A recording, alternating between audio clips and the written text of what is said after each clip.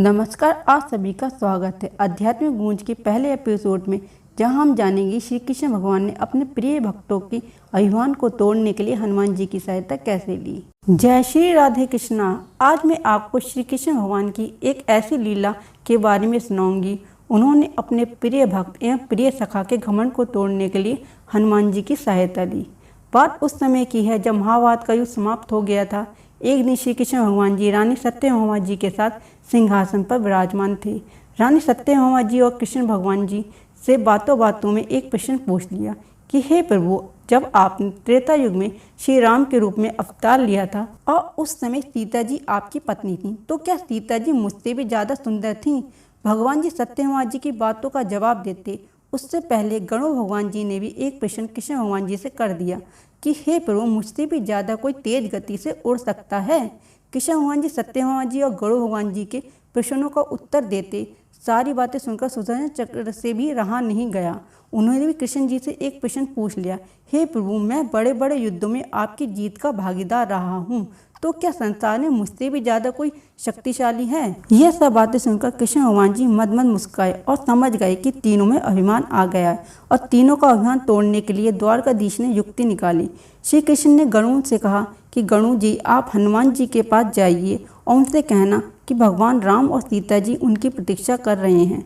प्रभु की आज्ञा पाकर गणु जी हनुमान जी को लेने चल पड़े। इधर श्री कृष्ण भगवान ने सत्यभामा जी से कहा कि देवी, आप सीता जी के रूप में तैयार हो जाएं, और स्वयं द्वारकाधीश ने श्री रामचंद्र जी का रूप धारण कर लिया। तब श्री कृष्ण जी ने सुदर्शन चक्र को आदेश दिया कि आप महल के प्रवेश द्वार पर पहरा दें और ध्यान रहे मेरी आज्ञा बिना कोई भी महल में प्रवेश ना कर सके। भगवान की आज्ञा पाकर सुदर्शन चक्र ने महल के प्रवेश द्वार पर तैनात हो गए। इधर गणु जी हनुमान जी के पास पहुंच गए और हनुमान जी से बोले, हे वानर श्रेष्ठ, भगवान राम और माता सीता जी के साथ द्वारकाधीश पधारे हुए हैं। मुझे द्वारकाधीश द्वारा आपको द्वारका लाने की आज्ञा मिली है। कृपया करके आप मेरे साथ द्वारका चलिए। हनुमान जी ने गणु भगवान जी से कहा, हे प्रिय बंधु, आप चलिए, मैं आता हूँ। गणु जी ने सोचा कि यह बूढ़ा बानर वहाँ कब पहुँचेगा। उन्होंने सोचा मेरा काम तो संदेश पहुँचाना है।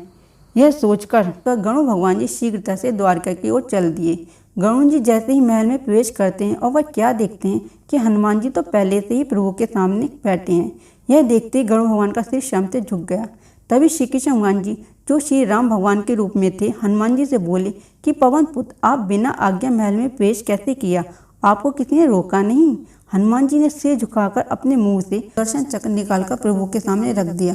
हनुमान जी ने भगवान से कहा कि हे प्रभु, आपसे मिलने से मुझे कोई रोक नहीं सकता। इस चक्र ने मुझे रोकने का प्रयास किया तो इसको मुंह में रखकर आपसे मिलने आ गया। तभी हनुमान जी ने प्रभु राम से प्रश्न किया, प्रभु, आपको तो मैं पहचानता हूँ, आप श्री कृष्ण के रूप में मेरे प्रभु राम हैं, लेकिन आज आपने माता सीता के रूप में किस दासी को इतना सम्मान दे दिया कि यह आपके साथ सिंहासन में विराजमान है?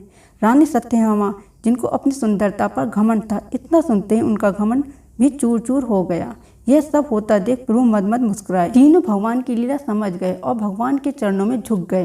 प्रभु ने अपने प्रिय भक्तों का अभिमान अपने परम भक्त हनुमान जी के द्वारा दूर किया। ये कहानी हमें बताती है कि प्रभु अपने भक्तों और उनके जो समीप हैं उसके अभिमान को रहने नहीं देते।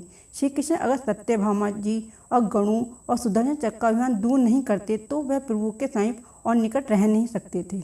आशा है कि आपको यह वीडियो जरूर पसंद आया होगा। अगर पसंद आया है तो वीडियो को लाइक करें, चैनल को सब्सक्राइब करें और अपने फ्रेंडों के साथ वीडियो को शेयर करें और कमेंट बॉक्स में कमेंट करना ना भूलें। आखिर तक वीडियो देखने के लिए आप सभी का धन्यवाद। जय श्री राधे कृष्णा।